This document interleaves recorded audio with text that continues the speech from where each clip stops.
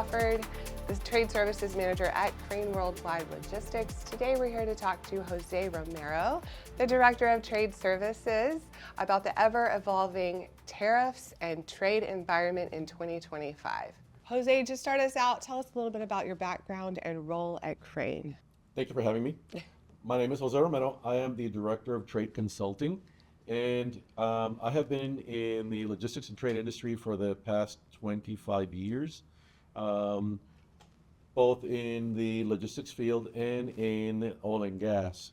What we do at Crane Consulting is we provide trade consulting services and trade advisory to our clients who don't have a dedicated trade team. Awesome. Looking back at 2025, how would you describe the overall trade environment and how it's impacted our clients here at Crane? Well, this year has been a very difficult year. I can sum it up in one word: liquid. It's been very volatile.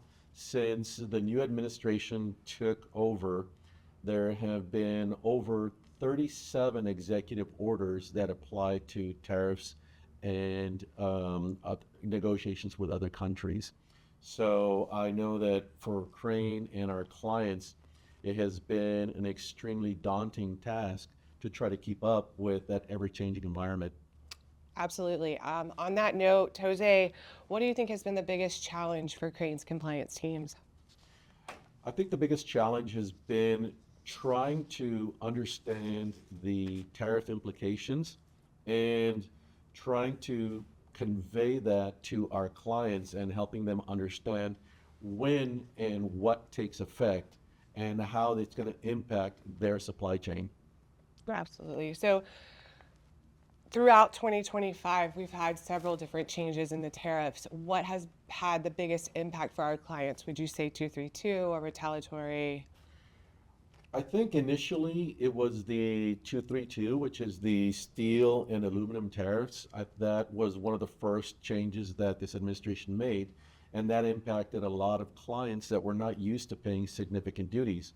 And then later on, around April or so, when the reciprocals started kicking in, many of our clients were even more burdened by the additional taxes and tariffs that were brought in. So that has been a significant impact even till today. Yeah, I've seen it with a lot of our clients. It's been very challenging and hard to navigate, but what can you speak on that we've done to help our clients navigate that?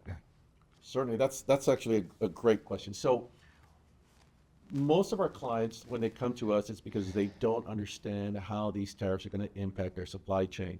So we take a deep dive into where they source from, how they source, where it transfers from, where it transits, where it holds over, where it manufactures.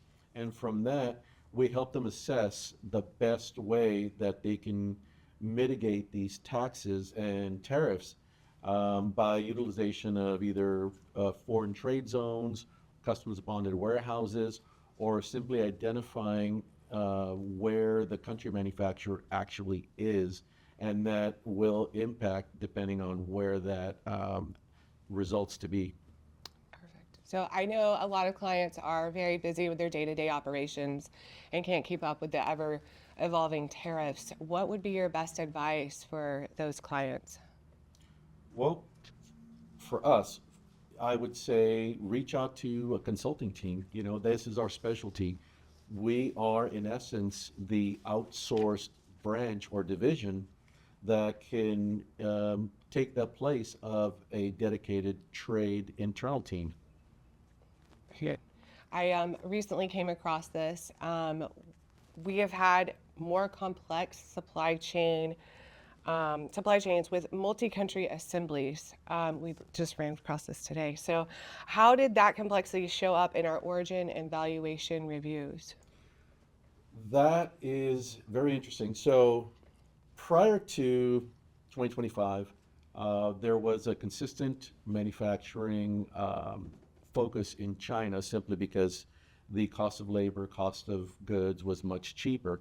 But since the imposition of the significant duties and tariffs, there has been a shift to more preferential countries for assembly and manufacture, such as Thailand, Taiwan, Korea, Mexico.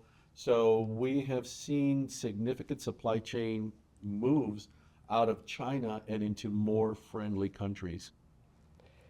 Would you say the complexity also increases the risk in incorrect origin claims, perhaps? That has, because many supply chains utilize standard ERP systems that may or may not have the capability to have the same part number with multiple countries of origin. So this later bleeds into incorrect documentation. And those are the kind of things that we try to call out and help customers with. That's perfect. So on that note, CBP has ramped up enforcement in 2025 with all of these changes. What trends how are we seeing? So one of the things that we have noticed is that an increase in what is called a CF-28, it's Customs Form 28. And this is a standard form that U.S. Customs utilizes to request more information. In the past, importers would receive one or two a year. Now we're seeing that many of our clients are receiving one or two a month. Yeah. So that places a greater burden on our clients for documentation and basically, so the entire life cycle of their supply chain has to be documented so they can provide this evidence when it's imported. Yeah, I definitely agree. I've seen a lot of country of origin, CF-28s come in. We've seen classification a lot this year. So as clients on the documentation, as clients become more reliant on digital documentation and self-service portals, how has Crane adjusted the way it educates and helps clients navigate through the trade compliance process? This is actually one of the things that I'm very excited about. This year, our company launched what we call the Tariff Response Unit. And this is a digital platform where both internal and external requesters can go in and submit questions pertaining to tariffs, pertaining to customs, pertaining to various trade questions. So that has definitely improved our workflow and our efficiency in communicating and educating our clients. I've actually gotten to use it, and it's really quick and fast, and it's really great getting to work with the clients and get quick responses to them. So it's a cool new tool. Yeah. From your perspective, what were the biggest lessons Crane's team has learned from navigating 2025? The biggest lesson is change. Change is the only constant. We have seen where their tariff rules have literally changed from one day to the next and then changed back to another format. So that is the biggest lesson, is everyone needs to understand and accept that this is going to continue changing since we are still in the first year of this administration. Yeah, definitely. Adapting and learning to evolve with the change Absolutely. is huge this year. How have internal audits and proactive risk management improved outcomes for our clients? That is, I think, in any trade program, is auditing should be at the forefront because it allows the importers, it allows the trade companies to ensure that the information that's being conveyed to customs or to the federal government is indeed accurate, and it also affords them time to be able to make corrections if they find an error before the government does. Yeah, it's always been at the forefront, but I think, correct, as you're saying, even now it's more important to be accurate with your information. Can you share an example of improved collaboration between compliance, logistics, and procurement that made a measurable difference? Certainly. We have several clients where we manage their complete and entire database of products. And in this database, we monitor their classification codes, the documentation that they use for justification of those codes, the information that then is supplied to the customs broker, where we can ensure that all the information that's coming through the supply chain and into the customs broker is clear, articulate, and accurate, and saves both time and money for our clients by, one, eliminating penalties, and two, ensuring that this is all done in a timely manner so that all of their imports are conducted efficiently without any delays or demurrage or additional fees. That's perfect. It streamlines the process. Very much. Why is data accuracy and strong digital record keeping so important and becoming such a differentiator in compliance? Well, so the regulations have always had stipulations to state how much someone should maintain records.